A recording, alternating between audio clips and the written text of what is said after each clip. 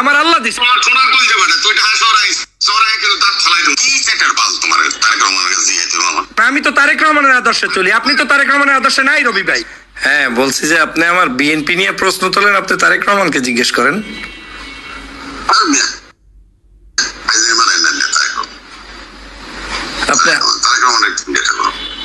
কেন তারেক রহমানকে আপনি নেতা মানেন না?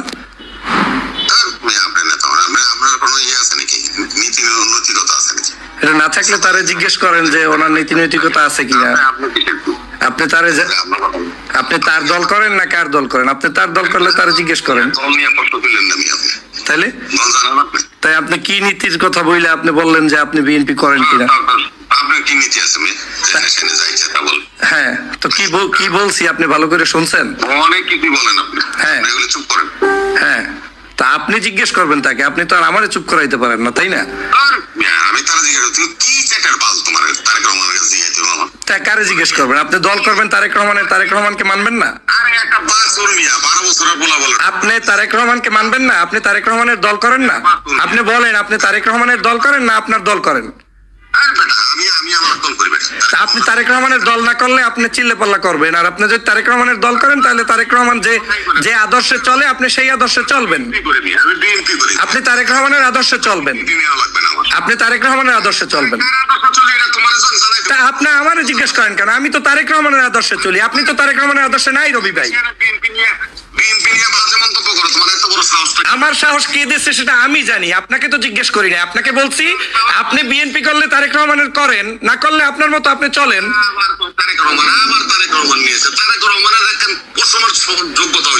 তারেক রহমানের যোগ্যতা আপনার না হইতে পারে, সেটা আপনার দুর্বলতা। আপনি তার পশমের যোগ্যতা না, এটা তো অবশ্যই তার যোগ্যতা আপনার হয় নাই। আমি 24 ঘন্টা আমি এটা করব, আমার মতো করে আমি চলবো। আপনি কে? আপনি কে? আপনি কে? আপনি কে? আপনি কে? সাবধানে কথা বলবেন যে আপনি রবি ভাই আপনি বিএনপি করেন, আপনার মতো করবেন। আপনি আরেকজন বিএনপি কর্মীকে প্রশ্ন তোলার অধিকার আপনাকে কে দিয়েছে? কে দিয়েছে আপনাকে অধিকার? আপনাকে কে দিয়েছে অধিকার? আপনাকে কে দিয়েছে অধিকার? 16 বছর কোথায় ছিলেন আপনি? 16 বছর কোথায় ছিলেন আপনি? তাহলে যদি থেকে থাকেন আপনি, তাহলে আমার সাথে আপনি যুদ্ধ করেন কেন? আপনি মিজানুর রহমান আজহারী সাহেবকে ইস্যু করে আপনি আমার সাথে অভদ্র আচরণ করলেন কেন? কে দিছে? কে দিছে? আমাকে আমার কলিজা দিছে, আমার আল্লাহ দিছে। আপনার সমস্যা কি? আমি ঢাকা শহরেই থাকি, আমি ঢাকা শহরেই থাকি রবি মিয়া। আপনি আওয়ামী লীগ হয়ে গেছেন, আপনি আওয়ামী লীগ হয়ে গেছেন, আপনি আওয়ামী লীগ হয়ে গেছেন। 16 বছর পর্যন্ত আমি কি করছি আর আপনি কি করছেন? আপনি আওয়ামী লীগ হয়ে গেছেন। আপনি আজহারের জন্য আমি কথা বলতে পারবো না, আপনি এমন কি হয়ে গেছেন? আপনি কি তারেক রহমান আপনাকে বলছে? তারেক রহমানকে আওয়ামী লীগ করতে বলছে আপনাকে? তাহলে আপনি বললেন কেন? আমি তো তারেক রহমানের বিএনপি করি, আপনি বলেন আমি বিএনপি করি না। আমার পদ পদবি নিয়ে আপনার প্রশ্ন করতে হলে তারে জিজ্ঞেস করেন, লন্ডন যান, গিয়ে দেখা করে আসেন। অবশ্যই আপনার তারে জিজ্ঞেস করার অধিকার আছে।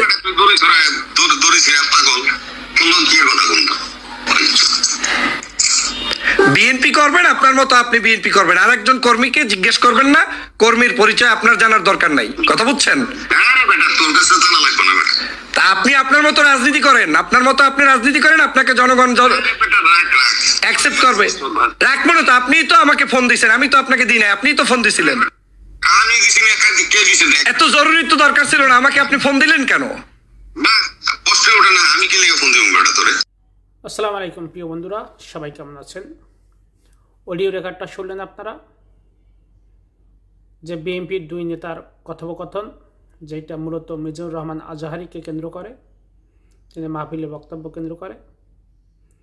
শুধু এই বক্তব্য কেন্দ্র করে না, এই আমাদের যে বিএনপির নেতা যিনি ডক্টর ফয়জুল রহমান, তিনি আরও আগেও অনেক এরকম, যেমন আপনার জয়সরে মাহফিলে তিনি গেছেন স্টেজে। আর এখন যত ভিডিও হয়, তিনি জামাতের বিএনপির পক্ষে এরকম না, জামাতের পক্ষেই যারা কথা বলতে আসেন, সমস্যা নিরপেক্ষভাবে একজন আলেমের পক্ষে কথা বলতেই পারেন, যার যার ব্যক্তিগত মতামত আছে অবশ্যই সে তার ব্যক্তিগত মতামত দিতে পারেন, ব্যক্তিগত। এখানে আমার কথা হয়েছে আজকের যেই জিনিসটা মূলত দুইজনের স্বার্থের জন্য আজকে যে তর্ক যেইটা করছে বা তর্ক দুইজনের স্বার্থে জড়িয়ে আছে। যেমন ফজলুর রহমান ভাই জানে যে তাকে ভালোবাসে বিএনপির লোকজন, আওয়ামী লীগেরও কিছু লোক ভালো জানে। এখন যেহেতু সে বিএনপির লোক, তার জামাতের লোকের একটা পারসেপশন এখন তার দরকার আছে, যেহেতু বিভিন্ন সময় সে জামাতের নিয়ে কথা বলে। আমার কথা হয়েছে জামাতের নিয়ে কথা বলা মানে আলেমদের নিয়ে কথা বলা এইটা না। আমি বুঝাইতে চাইতেছি যে এখানে তাদের বিএনপি দুই নেতার ভিতরে বা এইটা যে কথাটা হয়েছে এবং বিএনপির যে ওই যে প্রবীণ যে নেতা যে কথাগুলো বলছে এগুলো কোনোভাবে কাম্য না, কথাগুলো ঠিক না। আমি সাধারণ একজন মানুষ হিসেবে বলতে আসি, যেহেতু আমি অনলাইন অ্যাক্টিভিস্ট একজন বা বিভিন্ন বিষয়ে কথাবার্তা বলি, সেখানে ওনারা এই হুমকি দামকি বা এই কথাগুলো ওনার বলা একবারে অনুচিত বা ঠিক হয় না কোনো কর্মেই। এখন হয়েছে দুইজন স্বার্থের জন্য। বিএনপির যে নজরুল ইসলাম যে রবি ভাই যিনি যে কথাগুলো বলছেন সেও স্বার্থের জন্য। সে মানে বিএনপিকে একজন বিএনপি নেতা হিসেবে বা প্রবীণ নেতা হিসেবে বিএনপির কাছে ভালো হওয়ার জন্য সে কথাগুলো বলছে, বিএনপি দলীয়ভাবে ভালো হওয়ার জন্য। কারণ বিএনপির হাইকমান্ড থেকে আরও দুই একজন এরকম কথাবার্তা বলছে, সেই বিষয়ে সেও কথাগুলো মানে ভালো হওয়ার জন্য মানে ফজলুর রহমানকে শাসাইছে, যেটা মানে শাসানের মতনই একটা কথা। এবং এরকম বলছে যে ঢাকা আসার জন্য ঢাকা আসেন, দেখাই দেব। শোনেন, এই যে কথাগুলো এগুলো কোনোভাবেই কাম্য না। বাংলাদেশে ক্ষমতা ঢাকা আসলে ঢাকা কিন্তু কারণ না, আমি আর কিছু বলবো না। এখানে ঢাকার ক্যাপিটাল সিটি, বাংলাদেশের একটা রাজধানী সবাইরই। এখানে যেটা ফজলুর রহমান উনি অনেক ধৈর্যের পরিচয় দিছে। এখন ওনাকে বলি যে এটা রবি ভাই যেটা বলছেন কোনো কর্মী এটা ঠিক হয় না। কোনো একটা এখনও যদি জামায়াত ইসলাম কালকের বলে যে কামড়াকামড়ি বাজাই দিছে তারা নিজের, এখানে কারো মানিজ্জাত কি ওই একজন যাবে না দুজন যাবো বলবে বিএনপি, তারা কিন্তু জামাত না, যে কোনো আমিও একজন বলতে পারি যে কামড়াকামড়ি করতে আছে দুজন হেভিওয়েট নেতা দুইজন। সেখানে আমি আরেকটু যোগ করি যে এখানে যে এই লোকগুলো যে কথাগুলো বললো, এই ফজলুর রহমান ভাই তিনি হয়েছে এখন যে একটা বিউসের ব্যবসার মতো আর কি। কারণ তার আসিল আপনার 300K মতো সাবস্ক্রাইব, এখন এই জামাতের নিয়ে এই ঈদের দিন কয়েকজনের প্রায় 50,000 সাবস্ক্রাইব তার ডান হয়েছে, আরও বেশি 50,000 মতো সাবস্ক্রাইব তার বেশি হয়েছে। সে এইটা যদি সে বিএনপিকে ভালোই বাসত, তার প্রতি একটা খারাপ আচরণ করছে, খারাপ কথা বলছে এই উনি রবি ভাই, সে তার হাইকমান্ডে বলতে পারতো যে আমার সাথে সেইটা পাবলিশ করছে।